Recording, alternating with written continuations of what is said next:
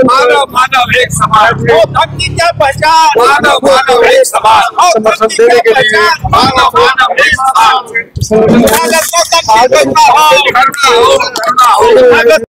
Gathering होती है, लेकिन आज सांकेतिक रूप से अपना समर्थन देने वो यहाँ पहुंचे हैं।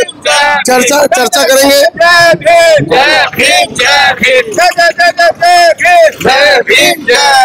चौधरी साहब, सैकड़ों की संख्या में, माफ कीजिएगा, चौधरी साहब हजारों की संख्या में हमने देखा है जब आपके माध्यम से सभाएं होती है, लाखों लोग वहाँ पहुँचते हैं। आपने बताया था, कल बात हुई थी, सांकेतिक रूप से आप यहाँ पर आ रहे हैं तो कुछ चुनिंदा लोगों को लेकर आ रहे हैं। 5 अप्रैल के लिए कॉल की गई है, 12 मई के लिए कॉल की गई है। कल तो ये बताइए कि इस पूरे मामले को कैसे देखते हैं आप? देखिए, क्लियर कट सफेद, बिल्कुल सफेद अन्याय है। भारत एक कहूंगा कि प्रजातांत्रिक देश है, डेमोक्रेटिक कंट्री है, सभी धर्मों को यहाँ बराबर का अधिकार मिलता है। फिर जब हम देखते हैं कि क्रिश्चियन रिलीजन के लिए पारसी वहाँ पर धर्म का काम करते हैं, सिख धर्म के अंदर वहाँ पर ग्रंथी काम करते हैं, हिंदू धर्म में वहाँ साधु संत काम करते हैं, तो हमारा जो बौद्ध धर्म है, उस बौद्ध धर्म के लिए जो हमारा भिक्षु संघ है वो पूरी तरीके से सक्षम है। और ये प्रबंधन उन लोगों से, हिंदू धर्म के लोगों ने जो अपने हाथ में लिया है, जो व्यवस्थाएं की है, हम उस कानून को रद्द करने की मांग करते हैं। और हम जो हमारा बोध गया, जो ये ऐतिहासिक हमारी धरोहर है, इसकी मुक्ति के लिए आज हम इस आंदोलन में शरीक हुए। चौधरी साहब, लगातार हिंदू संतों की तरफ से भी बयान आ रहे हैं, चाटा मार के इन लोगों को भगाओ, ये कौन है, बहुत कौन है, इस तरह के। देखिए, अगर ऐसे कोई हिंदू संत इस टाइप का बयान देता है तो उसे इस बात का ज्ञान होना चाहिए कि भारत में बाबा साहब अम्बेडकर का संविधान है। अगर कोई ऐसी हरकत करता है जो संविधान विरोधी है, तो फिर संविधान में जो प्रावधान है उनके तहत उसके खिलाफ कार्रवाई करने की भी व्यवस्था है। हम ये कहेंगे कि वो अपने जो आदमी जिस धर्म से जुड़ा हुआ है, आस्था का प्रश्न है, वो आदमी अपने धर्म की बात करे, बहुत अच्छी बात है, पर दूसरे धर्म की निंदा ना करे, इस बात का भी ध्यान रखे। तो ऐसा बड़े गर्व से आप जय भीम चलाते हैं, बीजेपी के नेता कह रहे हैं जय भीम क्रिमिनलों का नारा है। जय भीम क्रिमिनलों का नारा कहने वाले जो बीजेपी के नेता हैं, उन्हें इस बात का ध्यान रखना चाहिए कि जय भीम के अनुयायी इस देश में करोड़ों की संख्या में है। और जिस दिन वो अपने राइट ऑफ वोट के माध्यम से इस बात का जवाब देंगे, जिस दिन वो राइट ऑफ वोट के माध्यम से जवाब देंगे, तो उस दिन जो टिप्पणी जिन लोगों ने भी की है, चाहे उसको अपने आप जवाब मिल जाएगा।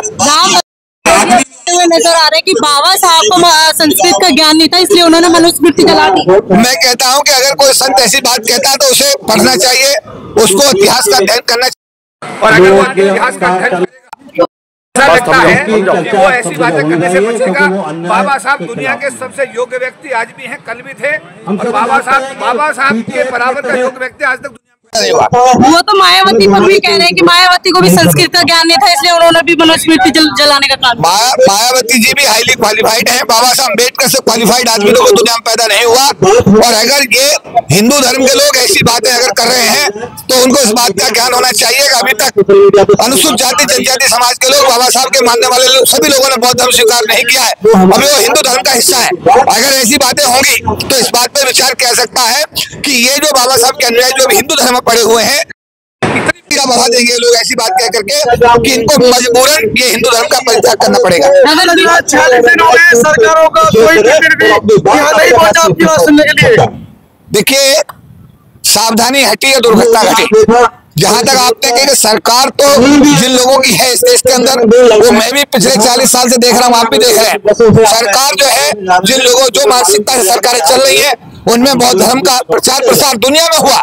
भारत के बाहर बौद्ध धर्म का प्रचार प्रसार श्रीलंका में हुआ, इवन आपके नेपाल में हुआ, चीन में हुआ, पूरी दुनिया में, थाईलैंड में हुआ, लेकिन भारत में जन्मे बौद्ध धर्म को इन लोक व्यवस्था ने आज तक पनपने नहीं दिया। तो ये कोई नई बात नहीं है, ये उनकी मानसिकता है, जिसके लिए हम उनसे कहेंगे उनको अपनी मानसिकता को सुधारना चाहिए। अगर बीटीएमसी एक्ट 1949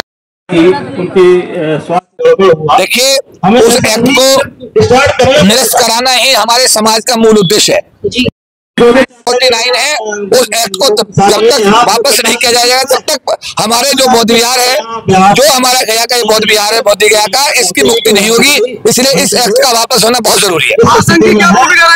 महासंघ हर कार्यक्रम में आपने देखा, हमेशा कवर कर रहे हैं पिछले 20-25 साल से महासंघ समाज के हर कार्य में अग्रणी भूमिका में रहा है। जब देश का आरक्षण खत्म किया था SC/ST का, तो लाखों लोग दिल्ली की धरती पर बुला करके आंदोलन हुआ था। सब सरकार ने संविधान में संशोधन करने का मजबूर किया था। इस आंदोलन में महासंघ का एक साथी तन से मन से धन से इस आंदोलन